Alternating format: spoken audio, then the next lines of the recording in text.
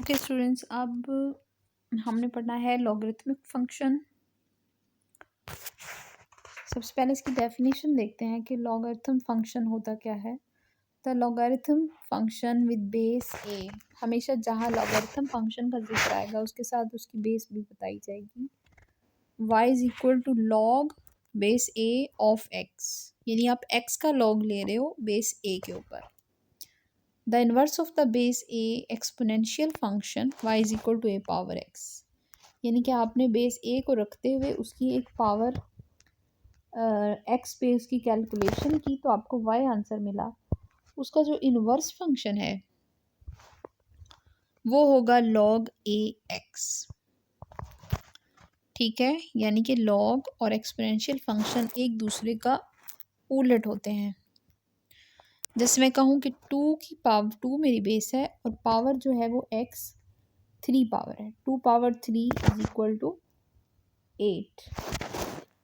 तो लॉग क्या करेगा, लॉग का काम ये होगा कि वो बताए कि ये जो 8 आंसर आ रहा है ये बेस 2 पे कौन से एक्स पे आंसर आ रहा है। यानी कि यहाँ मैं y की जगह पे 8 लिखूँगी, a की जगह पे 2 लिखूँगी, तो जो लॉग जो x होगा वो फिर 3 होगा। ठीक है, ये एक दूसरे का इनवर्स फंक्शन होते हैं। The domain of log a x is 0 two plus infinity, यानी कि आप नेचुरल नंबर्स का लॉग नहीं ले सकते, नेगेटिव नंबर्स का लॉग आप नहीं फाइंड आउट कर सकते। लॉग हमेशा 0 टू प्लस इन्फिनिटी डोमेन पे फाइंड होता है। और जो इसकी रेंज होती है वो a पावर x, जो इसकी रेंज होती है वो minus infinity two plus infinity, यानी कि आपको नेगेटिव आंसर्स भी मिलते हैं, आपको पॉजिटिव आंसर्स भी मिलते हैं, लेकिन आप पुटिंग नेगेटिव नहीं कर सकते। तो नोटिस करें कि पॉजिटिव चीज़ पुट करने पे भी नेगेटिव आंसर मिल जाता है। और वो नेगेटिव आंसर कहाँ मिलता है, जब आपका नंबर 0 और 1 के दरमियान होता है, तो नेचुरल जो लॉग होता है वो नेगेटिव आंसर कर रहा होता है। अब आपके पास ग्राफ है y is equal to x का, ये 2 की पावर x और log 2x के बीच में लाई कर रहा है। ठीक है, ये एक दूसरे का उलट है, ब्लू लाइन और येलो लाइन।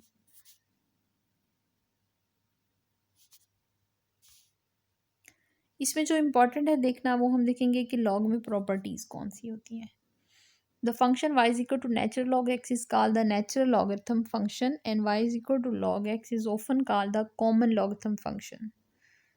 यानी जिसमें हम बेस ई रखते हैं वो नेचुरल लॉग होता है और उसको इस तरह लिखा जाता है, और जिसमें हम बेस 10 रखते हैं वो कॉमन लॉग होता है और वो लॉग LOG की टाइप में लिखा जाता है। तो नेचुरल लॉग ऑफ एक्स अगर y के इक्वल हो तो e पावर y x के इक्वल हो जाएगा, यानी कि मैं दोनों तरफ e अप्लाई करूँगी, मेरे पास x is equal to e y आ जाएगा। और इन पर्टिकुलर अगर मैं x की जगह पे भी e पुट कर दूँ तो आप जानते हैं e से कैंसिल होगा और y इज इक्वल टू 1, यानी कि नेचुरल लॉग ऑफ e, अगर मैं यहाँ पे x की जगह पे e पुट कर दूँ तो नेचुरल लॉग ऑफ e 1 के इक्वल रह जाएगा, क्योंकि ये दोनों एक दूसरे को कैंसिल आउट कर देते हैं।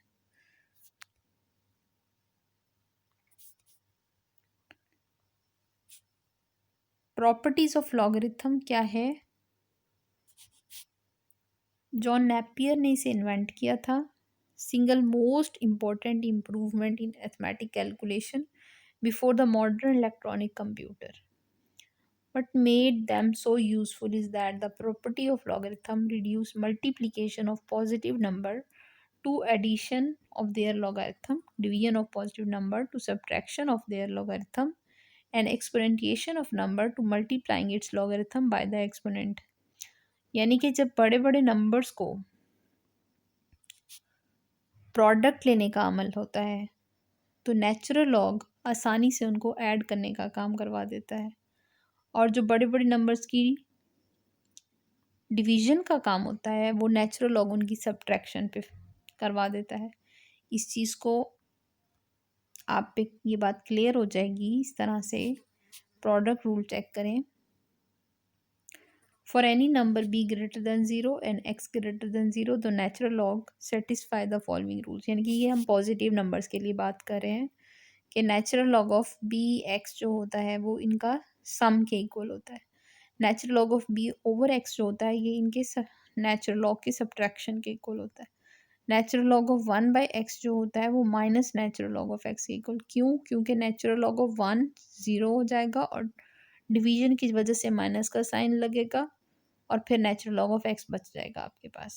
इसको रेसिप्रोकल रूल डायरेक्ट भी याद रख सकते हो। पावर रूल यानी कि जो पावर स्टार्ट में आ जाती है, किसी भी नंबर के ऊपर जो पावर होती है वो नेचुरल लॉग में स्टार्ट में आ जाती है। तो ये नेचुरल लॉग के प्रॉपर्टीज हैं। We use the property simplify three expressions। Natural log of 4 plus natural log of sine is equal to natural log of into 4 sign.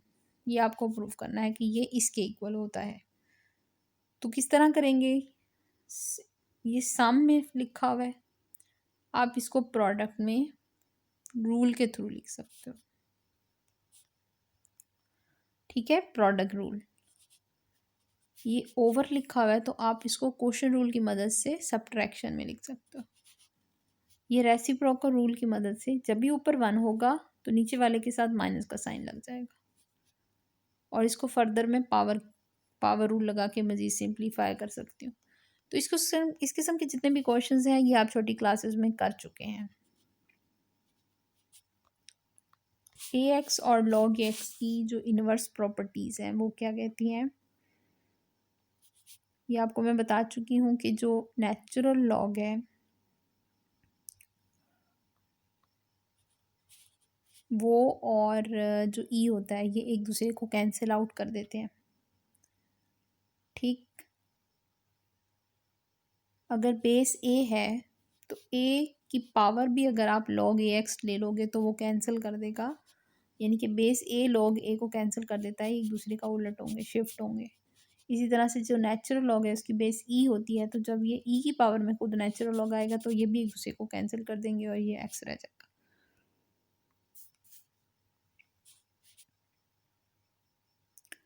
इसी में से फर्दर ये बनाई गई है, अगर मैं ए एक्स में ई और एल एन चूँकि एक दूसरे का रेसिप्रोक उलट हैं, एक दूसरे को कैंसिल करते हैं, तो ए एक्स के साथ जो 1 पड़ा है उस 1 की जगह पे मैं ई की पावर नेचुरल लॉग लिख सकती हूँ क्योंकि ई और नेचुरल लॉग तो ख़त्म हो जाएगा तो ए एक्स पीछे बच जाएगा। ठीक है, फिर मैं ये जो पावर में एक्स लिखा हुआ है इसको स्टार्ट में लिख सकती हूँ। फिर हम क्या कर सकते हैं, इसको उल्टा करके नेचुरल लॉग ऑफ ए पहले लिख दें और एक्स बाद में लिख लें, कोई फ़र्क नहीं पड़ता। तो शो क्या करना चाह रहे हैं? एक्सपोनेंट रीअरेंज, यानी कि जो पावर थी उसको रीअरेंज कर दिया, इस तरह से भी लिखा जा सकता है। तो ये छोटी छोटी इनकी कैलकुलेशंस हैं। बताना क्या चाहते हैं कि every exponential function is a power of natural exponential function. यानी हर एक्सपोनेंशियल फंक्शन जो होता है वो बेसिकली एक्सपोनेंशियल फंक्शन की पावर होता है। A power x is equal to e power x natural log of a के इक्वल होता है। That is a x is the same as e x raise to the power natural log a. तो फिर हम natural log ए को के का नाम दे के a x is equal to e power k x for k is equal to natural log of a एक फॉर्मूला बना सकते हैं। ठीक है, फर्दर एक हमारे पास है change of base formula. Log a x is equal to natural log x over natural log a greater than 0 a is not equal to 1। इसका क्या मतलब है कि अगर आपके पास एक्स का नेचुरल लॉग मौजूद है और ए का नेचुरल लॉग अलग अलग सेपरेट मौजूद है दोनों का, तो फिर आप लोग ए एक्स फाइंड कर सकते हैं दोनों को डिवाइड करके।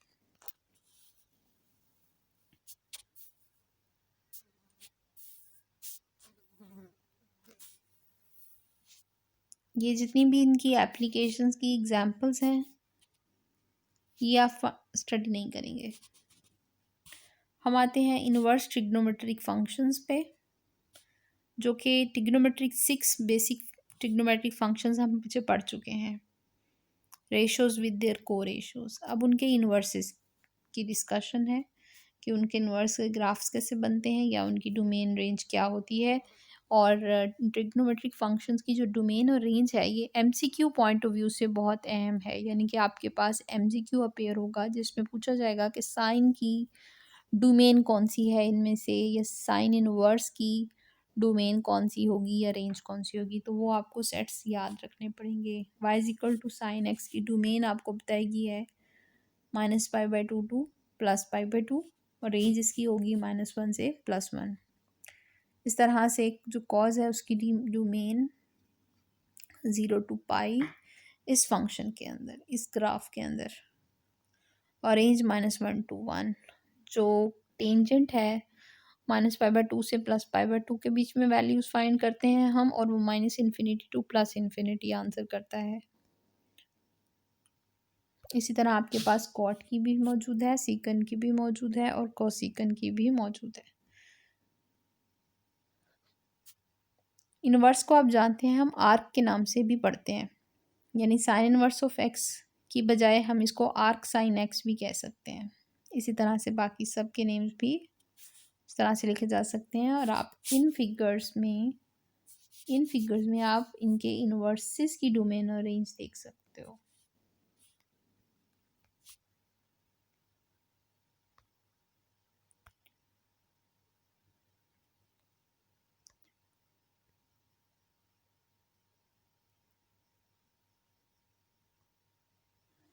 ये इनके इनवर्सेस की डोमेन और रेंज लिखी हुई है और इनका ग्राफ उल्टा करके दिखाया गया है।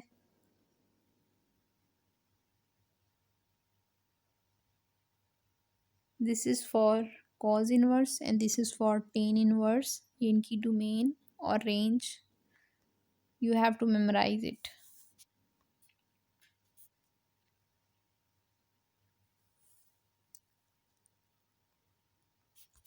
y is equal to sin inverse of x is the number in -π/2 to +π/2 for which sin y is equal to x। ये बेसिकली साइन इनवर्स की डेफिनेशन है।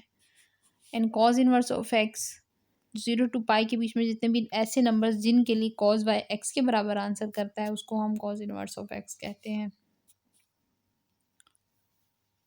यहाँ पे आपके पास कुछ एग्जाम्पल्स हैं। इवेल्युएशन करनी है साइन इनवर्स ऑफ √3/2, यानी कि आपको फाइंड आउट करना है कि आखिर वो कौन सा एंगल है जिसके ऊपर साइन का आंसर √3/2 आ रहा था। तो आपको पता है कि √3/2 60 पे होता है, तो 60 मीन्स π/3। ठीक है। इसी तरह कॉज इनवर्स ऑफ -1/2 का मतलब कि आपको वो पॉइंट बताना है, वो एंगल बताना है जिसके ऊपर -1/2 आंसर होता है कॉज का। तो आप जानते हो कि कॉज 1/2 जो है ये आंसर करता है 60 पे। और जब -1/2 की बात आती है तो कॉज जो है वो नेगेटिव होता है सेकंड क्वाड्रेंट में। तो आप क्या करेंगे, 60 मीन्स π/3 को पाई में ऐड कर देंगे। पाई में ऐड करने का मतलब है कि आप इसको पाई में से सब्ट्रैक्ट कर देंगे, क्योंकि आपको सेकंड क्वाड्रेंट में देखना है और आपको पता है सेकंड क्वाड्रेंट में चीज़ें पाई में से सब्ट्रैक्ट हो रही होती हैं। फर्स्ट क्वाड्रेंट में π/2 से सब्ट्रैक्ट होती हैं, सेकंड क्वाड्रेंट में पाई में से सब्ट्रैक्ट होती हैं, थर्ड क्वाड्रेंट में 3π/2 से सब्ट्रैक्ट होती हैं और फोर्थ क्वाड्रेंट में 2 पाई में से सब्ट्रैक्ट होती हैं। ये आपको बहुत पुराना एक कॉन्सेप्ट है क्वाड्रेंट्स का। जो हमारे पास 4 क्वाड्रेंट होते हैं, हम प्लेन को क्रॉस करके 4 पार्ट्स बना देते हैं। 0 से π/2 का, π/2 से पाई का, पाई से 3π/2 का और फिर 3π/2 से 2 पाई का। फिर उसमें हम एंगल्स देखा करते थे। ये आपको फर्स्ट ईयर मैथ के चैप्टर 14 में स्टडी किया गया था, 13 में स्टडी किया था हमने इन चीज़ों को।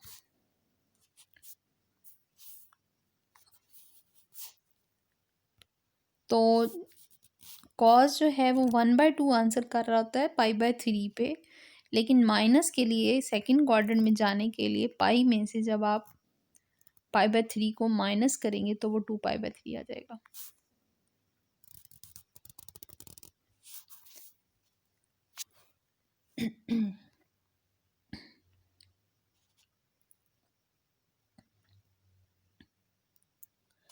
ये नीचे यही करके दिखाया गया है। कॉज के लिए काम इन्होंने सेकंड क्वाड्रेंट में किया है। ये एग्जाम्पल आप छोड़ देंगे।